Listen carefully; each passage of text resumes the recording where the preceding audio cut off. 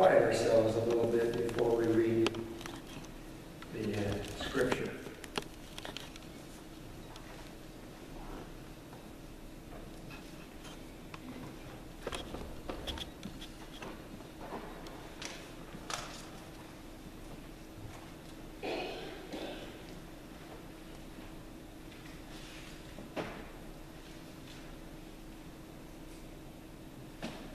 Scripture is found in Exodus 3, 1 through 6. It's on pages 60 and 61 in your Pew Bible. It's a very familiar scripture, I think. Now Moses was tending the flock of Jethro, his father-in-law, the priest of Midian. And he led the flock to the far side of the desert and came to Horeb, the mountain of God. There the angel of the Lord appeared to him in flames and fire from within the bush. Moses saw that though the bush was on fire, it did not burn up. So Moses thought, I will go over and see this strange sight, why the bush does not burn up. When the Lord saw that he had gone over to look, God called to him from within the bush, Moses, Moses. And Moses said, Here I am. Do not come any closer, God said. Take off your sandals, for the place where you are standing is holy ground. Then he said, I am the God of your father, the God of Abraham, the God of Isaac, and the God of Jacob. At this, Moses hid his face, because he was afraid to look at God.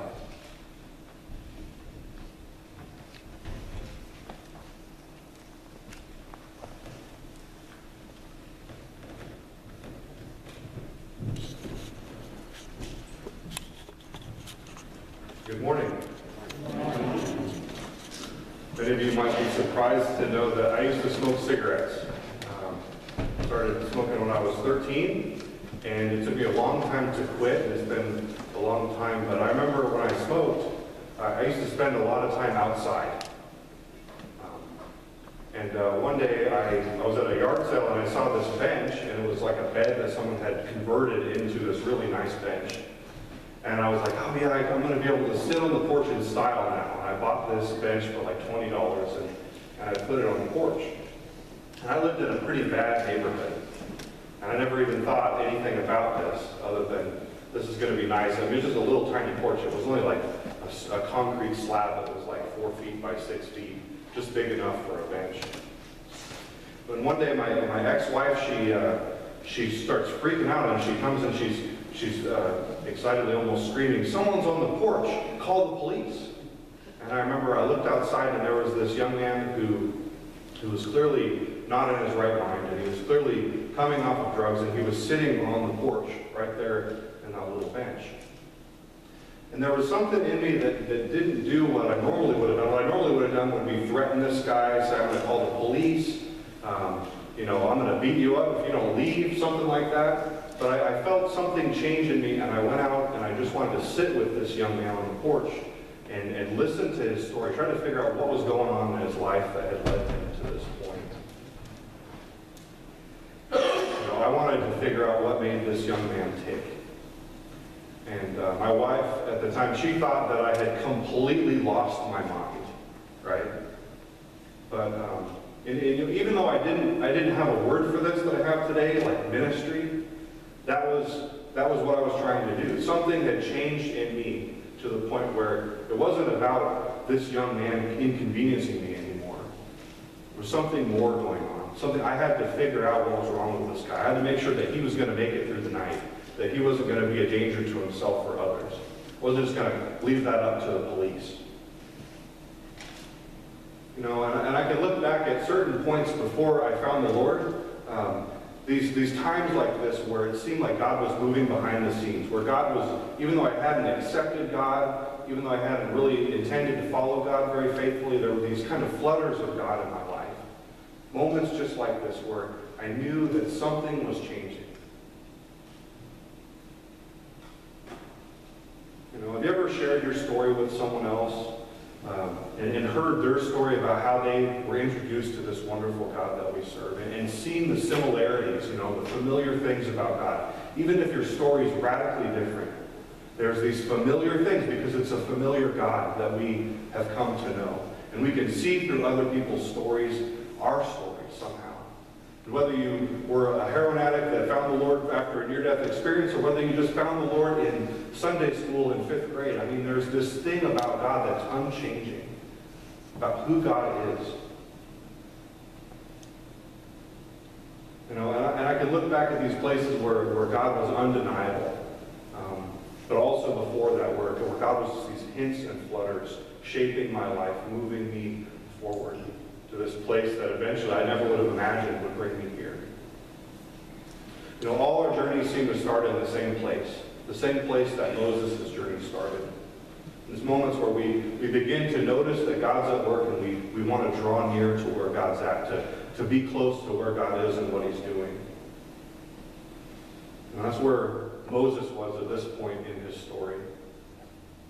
In the Hebrew, the word vayara, to see, is used in a special way. There's all these things that exist in Hebrew that don't exist in English, and I'll spare you the details. But in this, when it talks about Moses seeing God, it's not just that Moses saw God, it's that God allowed himself to be seen. It's that God revealed himself to Moses. God presented himself. You know, and while Moses experiences this wonderful encounter with God in this burning bush, this is a moment that Moses would look back on for years. Moments that I've seen in my own life where even though it wasn't a burning bush, there was something that had radically changed. It was in a radically new kind of epoch of time after this moment. You know, one thing that we might not notice or think about because we just don't think about those things is the actual place where Moses was, where he came and approached God. It talks in the text about it being the mountain of God, and other places it talks about it being Mount Horeb. This is the same place that Moses would come back one day. This was also called Mount Sinai. And so Moses would one day, he would come back to this place. He would receive the 10 Commandments in this place. He would come back with all these people on this wonderful mission. At this point in his life, he couldn't even imagine. He would have this full circle moment right where he was standing. So a place is very important. Sometimes where we're at and what we're doing is very important. And there's places in our lives that seems God is the most real. And I don't think Moses ever would have imagined how much different he would come the next time he was going to be at this place where he stood.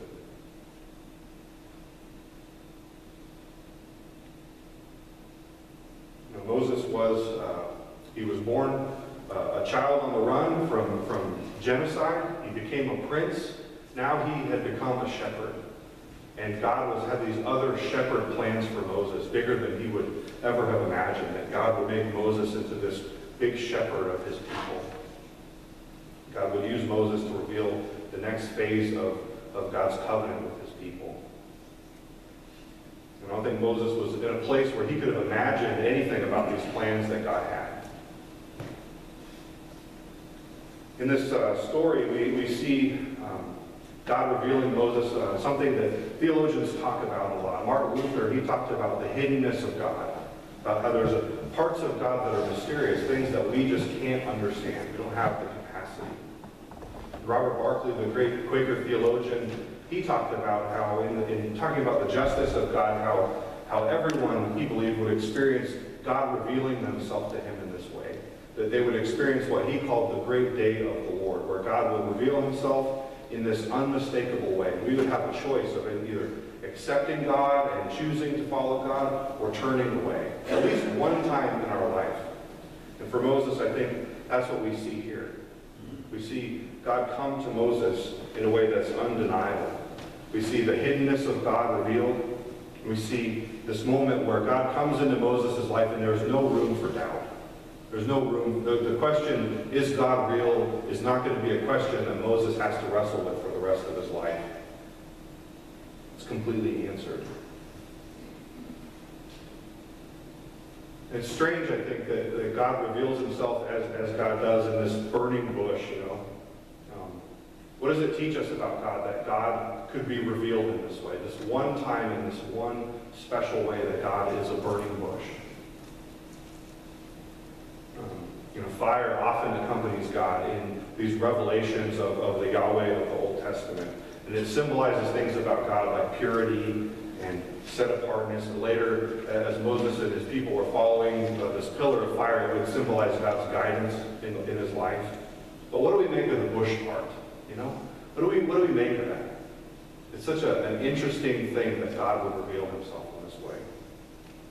Philo was the first Jewish person to interpret the symbolism of God being revealed here, and the symbolism of the bush as the bush being God's people, and the fire being the persecution that God's people were experiencing under the Egyptians. And in many people in the Jewish mind, this picture of God in the burning bush came to symbolize a God who would liberate his people and move them beyond this kind of persecution. But the fire didn't come from the outside of the bush. It came from the inside of the bush. It didn't spread the way that fire normally would spread. It burned kind of in reverse. And so other people, other theologians, and myself included, think that this points us away from seeing the idea of the fire as persecution and toward the idea of seeing God's power at the center, the presence of God at work among his people. But whatever you make of the symbolism, the Bible is completely open to that sort of interpretation. Whatever you make of that, one thing that's not up for debate is how rare something like this would appear. Moses would notice this was happening. This is the complete opposite of what you would expect. What could burn up faster than a dry bush in the desert? But burning bush or no, God calls out to Moses. It's not just that God shows the sign to Moses. God calls out Moses' name. Moses, Moses. And he calls Moses by name just like he calls each of us by name. We come to God one-on-one. God calls our name directly, one at a time. Even though God loves us all the same, he calls us one by one. God calls us emphatically. And Moses must have been pretty encouraged to hear God calling his name. This whole series is supposed to be about the questions of Moses, and you might think, man, you're really dragging your feet before we get to these questions. I want us to understand who Moses is. I want us to understand where Moses is at in his journey. And I want to take notice of just this, before we get to the questions next week, I want to take into account this simple little exchange between Moses and God, where God calls Moses by name and Moses responds, "Here I am." I've met a lot of people who are running from God, who clearly have God knocking on their hearts, and they just turn away. They don't want to respond to what God wants to do in their life. People who struggle to answer God's call with those simple words, "Here I am." And it's easy to forget that God doesn't need anything from us. He's infinitely powerful.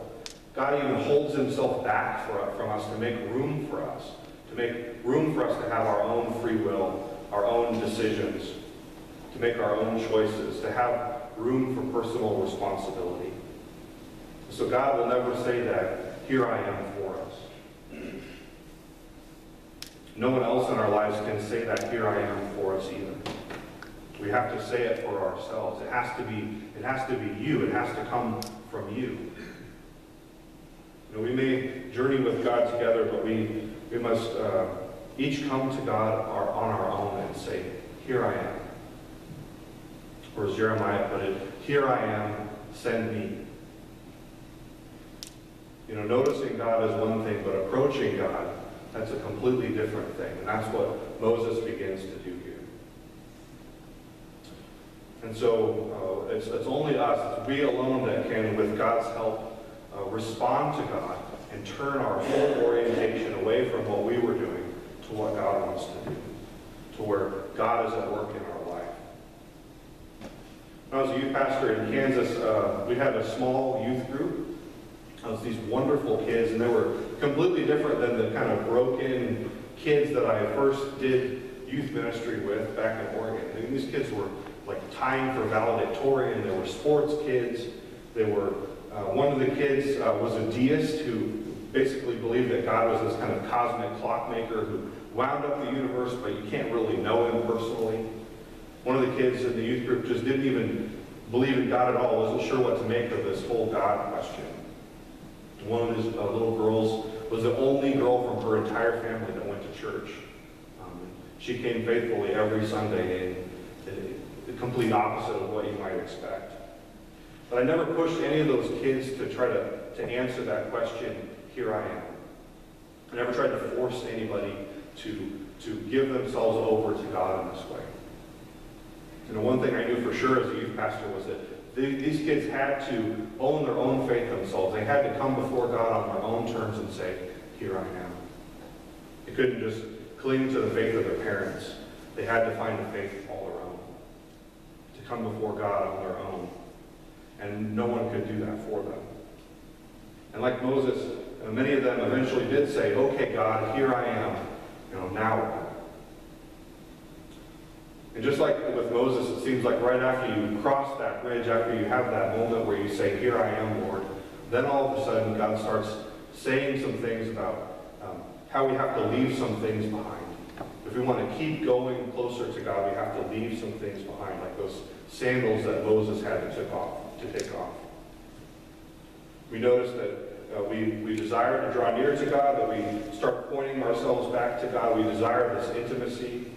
But there's some things in our lives that are like barriers, things that are holding us back, things that we have to lay down. You know, if we're going to walk on that holy ground that God's calling us on. You know, and we have these barriers in our lives, and as Christians, we have this access to God from Jesus. This wonderful access to God, but that doesn't mean that we come before God casually. We draw to God with humility, just as Moses did. You know, in the East, one of the biggest insults that you can do is throw a shoe at somebody. What we have here in Moses' story is kind of the opposite of that. It's removing a sandal is the greatest sign of humility and reverence for the presence of God. It was a way of separating the dust and dirt that you brought with you from the holiness, this otherness of God as you come before him. You know, and it was also a sign, I think, that coming before God means that you have to be a little bit uncomfortable. You have to take off these things that bring about comfort and safety and security. If you're ever going to be close to God, if you're ever going to see who God really is, it can't be on the terms of your own comfort. You know, and taking off these sandals shows us in some ways that we are human, that we are different from God. We're made of the dust. We're attached to this place in ways that God is not. Kodesh, or holy in Hebrew, means set apart and unique. And that's what Moses was approaching, the uniqueness, the set apartness of God. In Celtic Christianity, they have a term for this kind of coming before God in a place. They talk about these places where encountering God is so powerful that we almost feel like the lines are blurred between heaven and earth. They call these places thin places. This is a thin place moment for Moses. I think some people, they don't want to come before God. They don't want the risk of a thin place moment. They want to keep a couple toes in that sandal. They don't want to draw near to God. They want to draw near to God only on their own terms. They may want desperately to say, here I am to God. They might even say that with their lips, but their lives won't lead them closer to God because they're unwilling to let go of some things. Their lives show that they're actually, whatever they say with their mouth, they're actually drifting away from God. You know, holiness is a word that we throw around in the church a lot, and I think some of us, it brings up all this baggage about legalism. But holiness, a part of holiness is obedience. It's coming before God in obedience. And when God says, you know, take off your sandals to come near to me, we each have to find our own response to that. And for some of us, it requires stopping some sinful action that's at work in our lives. For others, it might be leaving behind like limited thinking about who God is or what he would want or what he wants to do with our lives. For others, it might be leaving behind a sense of unworthiness, and that's what I think Moses faced. They want to be deeply afraid at the core. As we go through this process of drawing near to God, it's going to require obedience. And we're going to find God introducing himself to us.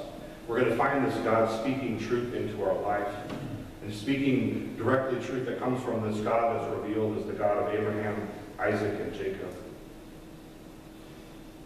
Now, Moses hid his face because he didn't want to look at God. He was coming before an unapproachably holy God. And I think we can get a capture of the sense of this in that great C.S. Lewis story about Aslan and the symbolism of Jesus, this lion figure. You know, he's a God who's good, but not a God who's really safe. God is a king for a reason. He's like a lion. He's powerful, majestic, mighty. And we can't tame God. We can't expect that we can control God. You know, we don't come before God and say, here I am, now leave me be. And that sounds so American to think that way, but that's not how we approach God. We have to just be like Moses and say simply, here I am. And it all starts when we decide that after God has decided to reveal himself to us, to be made known to us, that we want to be made known to God. You know, if we want to have a two-way relationship with God, or a one-way relationship with God, or a no-way relationship with God, and that's all us. We're the ones that are responsible for that. Because God's already made his invitation extended to us. But unless we come before God with that, here I am, we're never going to get to the questions. We're never going to get to those burning questions that we each in our own way want answered as we come before God. These questions will remain unanswered. We don't ever have that here I am moment. You know, the mission of our life, the great things that God wants to do in the world, we'll never get to see that if we don't have that here I am God. So before we begin our journeys and before we get all those details about what the rest of our lives are going to look like, sometimes we just have to take that first step toward God, that first act of obedience. You know, we can be a church that cares a whole lot about externals. We have this wonderful building. We can have the greatest music in here the world's ever seen. We can have the best singers. You know, we can focus on our building and our budgets and how many people are sitting in the pews. But all of that will mean absolutely nothing if we don't get two fundamental things right. Who God is and who we are in him. You know, without a sense of identity, without the who, we're never going to have those where and what and why questions answered in our lives. And that who starts with here I am. You know, and it keeps growing through small acts of obedience and large acts of obedience, and it ends with the confirmation of who God is. The God of Abraham, Isaac, and Jacob. And this God is speaking into our lives, shaping who we are, and leading us on adventures that even if we go to the same places like Moses did, we come back to those places with our entire perspective changed.